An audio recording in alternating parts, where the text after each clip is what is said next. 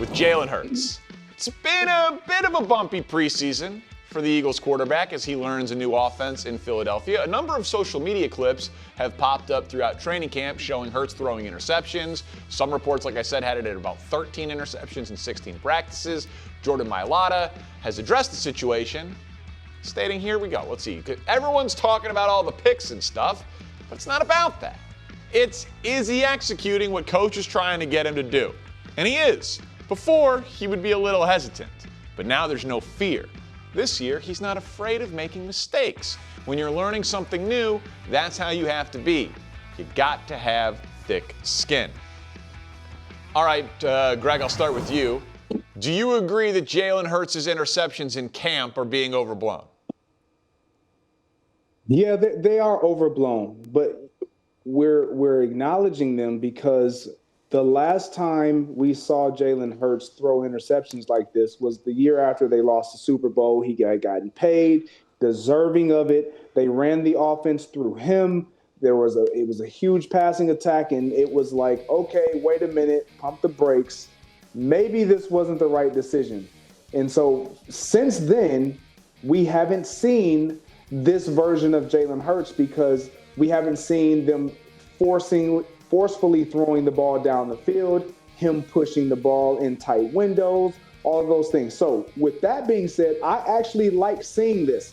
I like seeing an aggressive Jalen Hurts because he's not getting penalized. These aren't going on his stats, his career numbers right now, but it is giving them some reads on, okay, this isn't working, your footwork is a little too late, or you're seeing it late.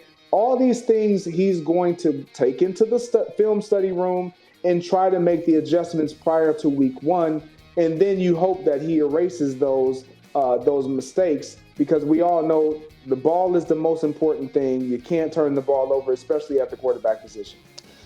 I think everyone that charts practice throws, it's like great for social media. That doesn't mean anything. I love the accounts that do that. I actually thought it was worse a couple years ago when he had 0 of all training camp.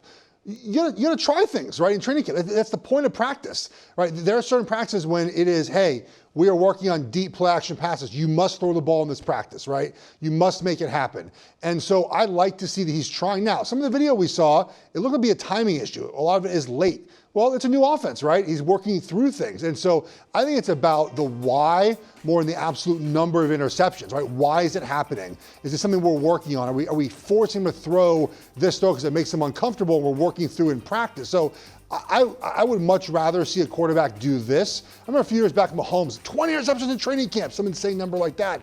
Who cares? Like they're working on things, balls are tipped, things happen. So I've never had a problem with this whatsoever. To me, it's more about the why. Why is this happening? Guess what? We'll see week one. I would have loved to see him play in the preseason. That would have been, I think, a good thing for Philly to see this offense with a brand new play caller, get an opportunity to see the operation, have 1 or 2 drives this preseason. It's not going to happen, obviously. They don't do that in Philly. But the overall numbers do not bother me whatsoever. So I think you guys are both hitting on and in line with what I wanted to talk about here, because interceptions as a result of aggression can actually be a good sign. Like testing the limits of what your offense is. You don't want to just be conservative. You don't want to just check things down. But I want to just throw this graphic up there for you. We'll digest it, and then I'll ask the question. Jalen Hurts, to Greg's point, after the Super Bowl a couple years ago, had the 6th highest interception percentage in football. Now, over the last 2 years combined, he's had literally the best. But that has also coincided with us kind of questioning Jalen Hurts.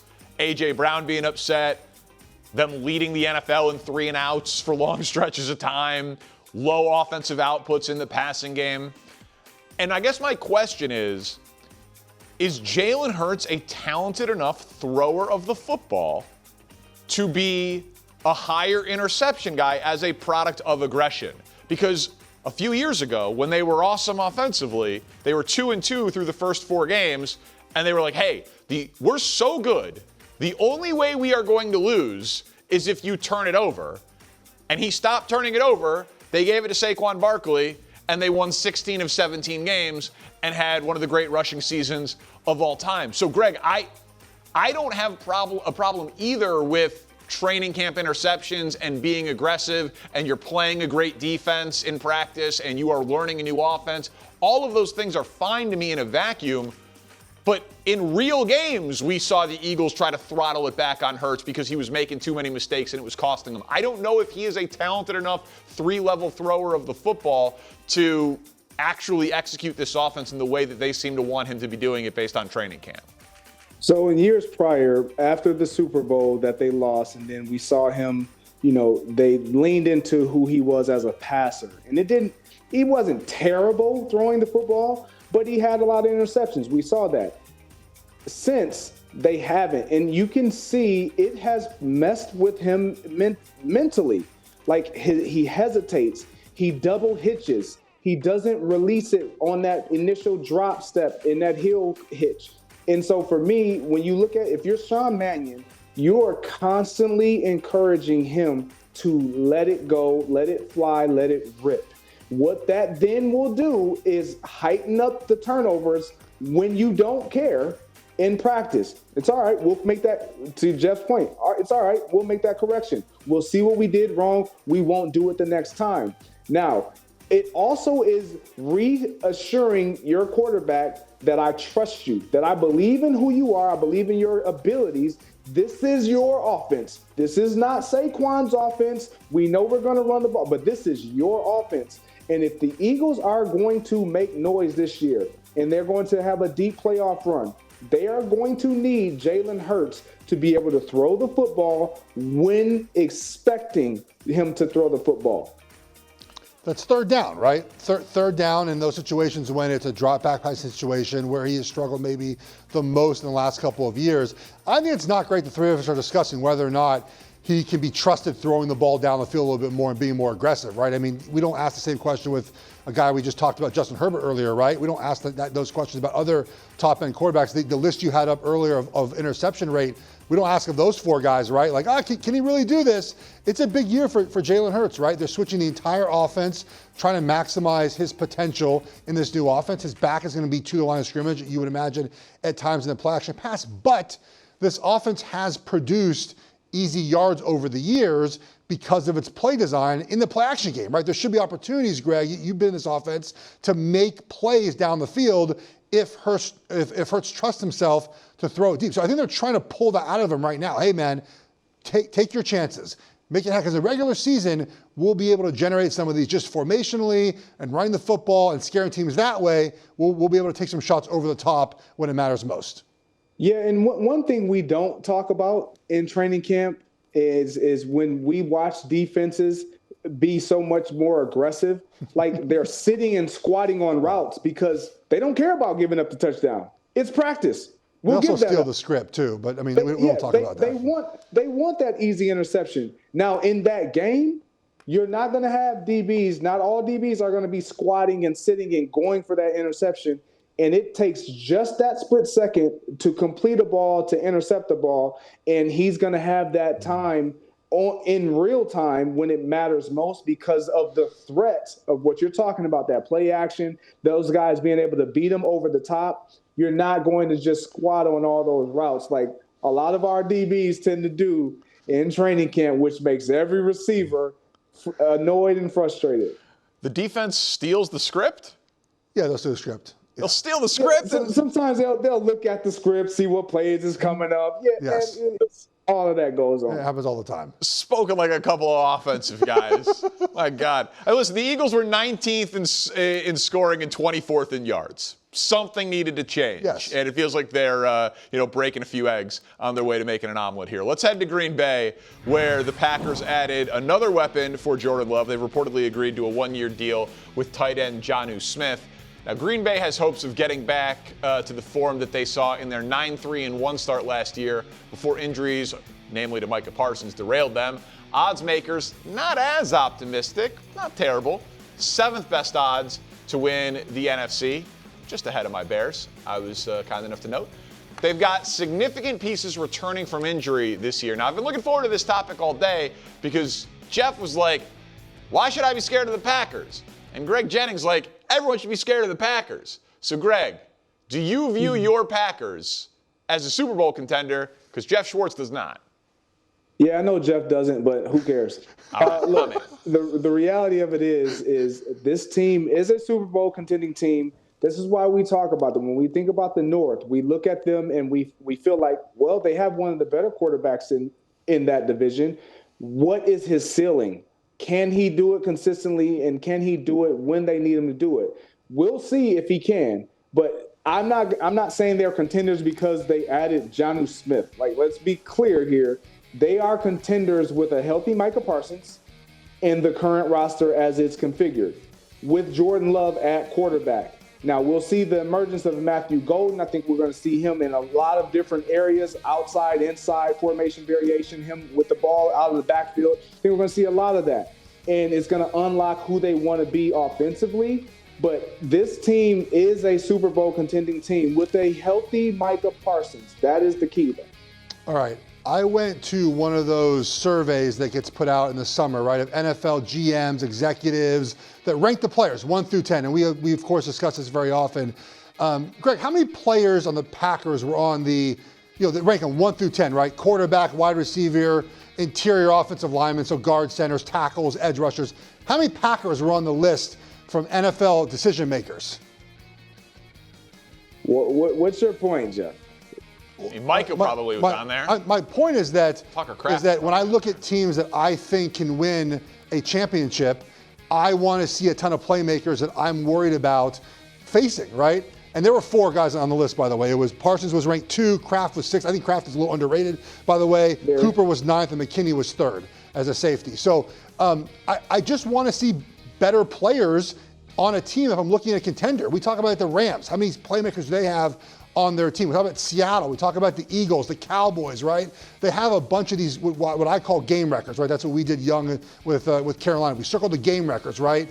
How many game records are on the Packers? That's my point about them all the time. I think they are a good football team. They're going to win their 9 or 10 games. They're going to be in the playoff hunt. But when I'm looking at, okay, I'm in a playoff game, how many of these guys do I have to worry about ruining the game for me? I don't think the Packers are very high on that list. Well, I think the guy on the screen right now, he's one of those that wouldn't be on the list because he didn't have a lot of opportunities because it was a crowded wide receiver room. And he was a young one, and he had to wait his turn. Now you see them disperse, get rid of some of those guys, allow some of those guys to walk. We're going to see the emergence of the Matthew Golden. And then on the defensive side, in the secondary, I think we're going to see guys show up there. But it's not always about having the most talented roster. We've seen this before. We've seen teams have had amazing rosters, but it doesn't equate to wins and winning when it's most important and most needed, which is in the postseason. This, to me, is about Jordan Love taking the next step. Simply put, he has to take the next step, and I believe he's capable of doing it. I think a lot of us think that he's capable of doing it. It's just a matter of, is he going to do it? Yeah, listen, I think Jordan Love is very talented, a little streaky, but his high-end ceiling is obviously a very productive player. As the Bears fan, I'll be the tiebreaker, and I'll actually side with the Packer. I'll side with you, Greg. Like, yeah, they're a Super Bowl contender because, well, a few reasons. One, last year, before Micah got hurt, they just were. Like, through Week 15, they were 9-3-1, and if we throw up the teams through Week 15, they were the 5th best record in football, and the 4 in front of them were the 2 teams that represented the AFC in the AFC Championship game and the 2 teams that represented the NFC in the NFC Championship game, and the Packers were there. After Micah's injury, let's see how they finished the season. They were among the teams that were the worst in football.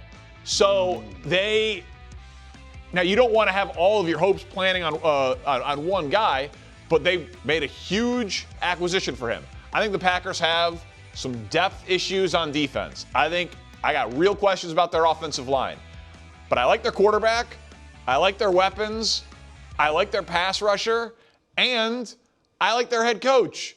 Let's throw up Matt LaFleur and the number of wins he had. Now, again, hasn't done it in the playoffs yet, but most wins first season as a head coach for guys who have been hired in the Super Bowl era, 76 wins in 7 years.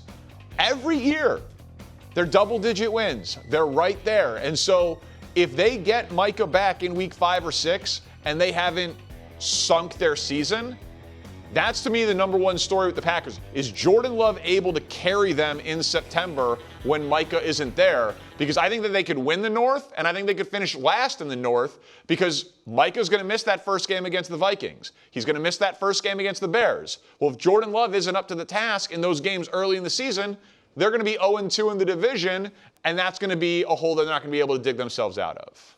Yeah, and I think when we look at the signing of Jonnu Smith, it kind of lets us know kind of where Tucker Kraft is or isn't, right?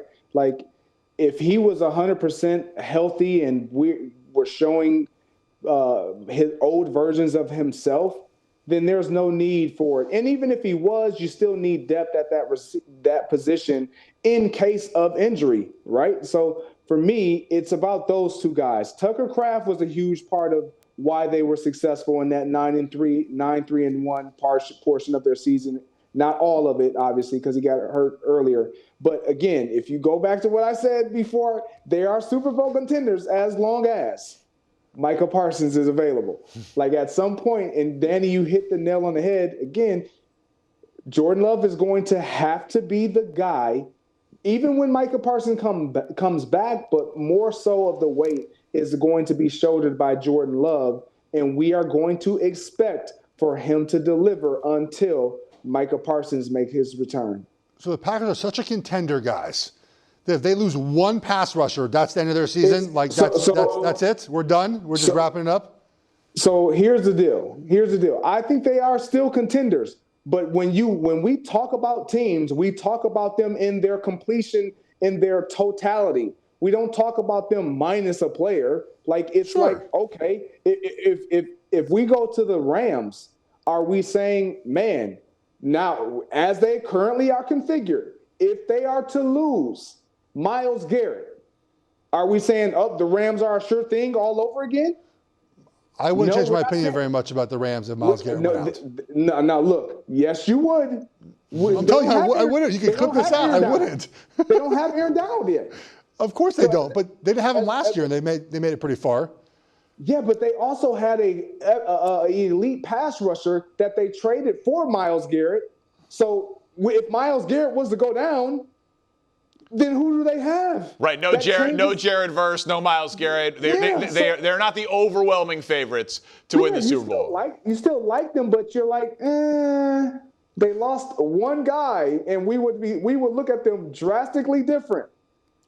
All right. I don't think we moved Geoff off of his spot. That's the beautiful thing. They're going to settle this thing on the field.